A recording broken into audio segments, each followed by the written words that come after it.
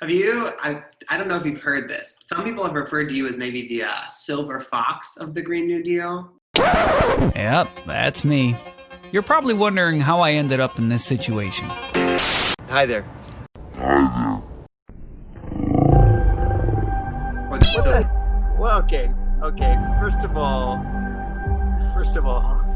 I'm only 53. This conversation's over. rejecting that description. No, I'm that's saying no, ridiculous. That's a final answer. So, Hey, what?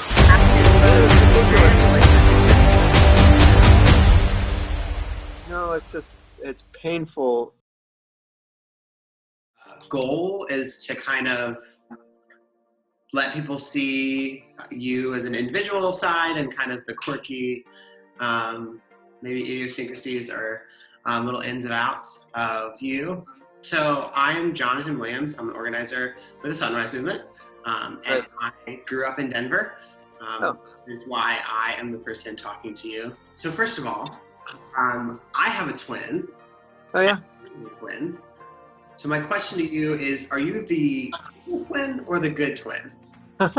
Most people just ask if I'm the older or younger, and I'm the younger, 7 minutes younger. How do you guys get along? Yeah, of course. I mean, I love my sister, and I'm pretty sure she loves me. I'll call her when we hang up, just to make sure that I'm still on her good side. As a kid, we had a secret twin language. Did you guys have that too? We never got around to it. No. Oh, really? No, we never switched places either. You didn't have the Brady Bunch experience of going out on double dates or switching partners or whatever? It's none of my business, really. You're interviewing me. We didn't do any of that. What? Can you show me some of your secret language? I guess it wouldn't be a secret then. No, obviously not, or I'd have to kill you. You share a lot of stuff about dogs on social media. Yes, I'm pro dog. Dog thing. We had dogs as a kid, and I just had to put down, this is not the happiest part of the conversation. I had a dog for almost 17 years. I got him from a shelter in 2003. I had to put him down in January. His name was Zorro. And I told the vet I was hoping I would go before my dog did. She said that was unlikely and disturbing. Oh my God. I was very, very attached to my dog, as my team will tell you. Oh, you share a millennial sense of humor, it would seem. Yeah, I think John McCain once said it's always darkest right before it's totally black. Very dark. I'm kind of a movie buff. I don't really, kind of an omnivore in my movie taste. Sci-fi buff? Say again? You're a sci-fi buff? I like sci-fi. Yeah. I'm waiting for Avatar 2. Do you know when that's coming out? No. You know, jump on one of the horses, or I don't remember. What are they called? It's a little weird because your hair is connecting to their mane, and not a sci-fi nerd quite. I wasn't gonna say that. You know, I don't want to lose the nerd vote. No. Awa is the name of the spirit. I see you. By the way, I see you. I see you. Wow. You've got more of a nerd vote than you'd like to think. Yeah, thanks. Were you a nerd in college and high school? Of course. High school mostly. Yeah, I was. When did you feel like you emerged from, like, what out of the nerd section of the high school cafeteria? I have not emerged. There's no evidence of emergence. Yes. Sorry. Oh, I love that. How did you feel about the legalization of marijuana? Did that impact you personally in any ways? What are you getting at? No, I don't use any. You're right, by the way, the nerd description. I don't drink, I don't smoke, I don't use any drugs. I curse, as my team will tell you. That's my chief vice. Nice. Can you? Demonstrate? Are you trying to learn some new words? I've got the. I just wanted if we maybe survive on a similar word.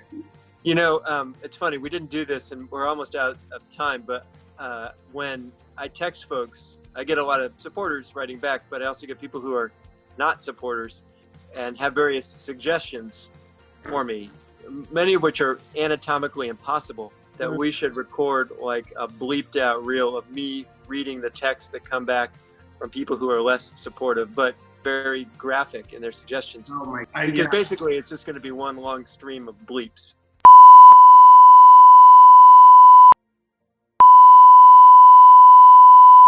I was actually thinking that Samuel L. Jackson could record the entire thing.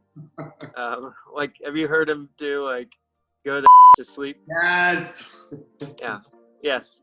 Frankly, if he's watching, of all the endorsements that we could get, especially in the closing hours of the campaign, Samuel L. Jackson, I love you. Would you please endorse our campaign and then record a video for us? That would be phenomenal. I'm going to send this to Samuel L. Jackson. Speaking of which, Snakes on a Plane, didn't see it, but I'll watch it if that's the price of his support. This is what it takes. I also didn't see it. I will also watch Snakes on a Plane. Let's watch Snakes on a Plane. See if you can use that video in closing. I found out that you worked for the Southern Poverty Law Center when you were around my age. Yes. Would you say it's fair to say that you fight Nazis and the Klan? I saw the Sunrise tweet to that effect. Look, it was probably the best job I've ever had. There's not a lot of places that pay you to get up in the morning, do good, and fight evil. Just pretty much the job description if you're working at the Southern Poverty Law Center. And you're right, I was 21, took some time out of college to go to Montgomery, Alabama, and research Klan and Nazi activities around the country. I just didn't expect to be having the same fight 30 years later, or to find a president of the United States on the other side. Yeah, when he said there are good people on both sides, you're thinking, what planet does he inhabit? And there are no good Nazis. But obviously he's quite comfortable using not just a dog whistle, but a bullhorn to embolden this kind of hate. It's one of a million reasons we need a new president. You know what, our new nickname, we've been thinking like Nazi puncher. We don't know if that's what the campaign would really feel comfortable with, but right. You could call Quentin Tarantino and see if he has a suggestion, as long as you don't call me an inglorious bastard. I've been called worse. Getting a little bit more serious, talking about quarantine, coronavirus, how do you feel like that Coloradans are ready for the Green New Deal right now? Well, just like on Medicare for All, if you take a poll, you'll find majority of Americans support both of these plans. I know the opposition has done its level best, including Hickenlooper, to demonize these proposals. But if you say to folks, hey, shouldn't we be able to get health care that doesn't depend on our job? Most Americans say yes. Shouldn't we be able to combat the climate crisis and put millions of people back to work building a clean energy infrastructure? Most people say yes. Have you, I don't know if you've heard this, but some people have referred to you as maybe the silver fox of the Green New Deal, or the silver... Well, okay. First of all, I'm only 53. Second of all, I don't know. I'm saying no. That's my final answer. Rejecting that description. Yeah, that's ridiculous. Yeah, my hair's turned a little grayer, but is a silver fox have to be older than 53? I feel like 53 is an okay age for a silver fox. No, it's painful enough to be the oldest guy. I'm almost the oldest guy on my staff. Yeah, almost. But yeah, I just this is a very sobering. This conversation's over. Our political team lead, I will pass it along to her that she can no longer refer to you in this way. No, I mean, foxes are cool. I like them. I'll share with you a story. I had a conversation, one and only, with Chuck Schumer about a year and a half ago. He invited me to Washington on my own dime. I should get a refund. And he asked me if some of the same questions you're asking about Medicare for All. I said, I support it. Green New Deal, I support it. This progressive agenda, I support it. He said, well, won't that make it harder for you to win? And I think it is the way Washington works, to just assume naively that the Republicans are going to pull their punches or reward our timidity. We're so scared of our own shadow that we don't even say what we believe. The voters aren't going to fall for it either. So we might as well stand and fight for the priorities that we share. I think that makes it more likely that we're going to win. And then we actually get to do the things that we campaigned on. I mean, if you spend the whole time, as Schumer and his gang advise, just trashing Gardner and McConnell and Trump, pointing out all the things they've done wrong, for one thing, it would take too long. But it doesn't actually inspire anybody, right? You got to paint a picture of what life in America might look like if you put a different group of people in charge. How you build a clean energy economy that works for everyone, how you secure healthcare for all, how you reform our broken immigration system and ensure racial justice, environmental justice, economic justice. Like, let's fight for that and say what we're for and stand with people instead of just hiding. I don't get it, and I'm not going to do it. I love that. Do you have one last message for the Zoomers, for the millennials, this kind of generational gap and that I feel right in the middle of? Well, as a silver fox, no, listen, I take inspiration from you, from Sunrise, from the legions of young activists who are lifting up our campaign. It's like personally meaningful to me and motivating and animating. It drives me every day to think that the stakes in this race are so high, and it is comforting to know that a new generation is going to lead the charge.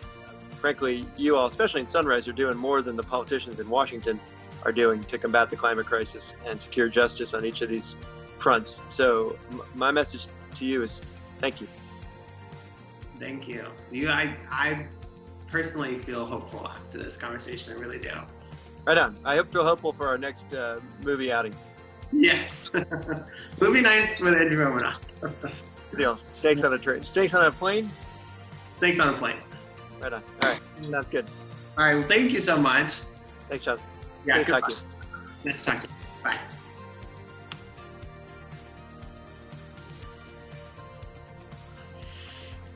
Guys, he's so cool. I really like this dude. He was a couple of years younger. He might have, he has a girlfriend. It's okay. But seriously, this guy is awesome. Let's bust our asses off.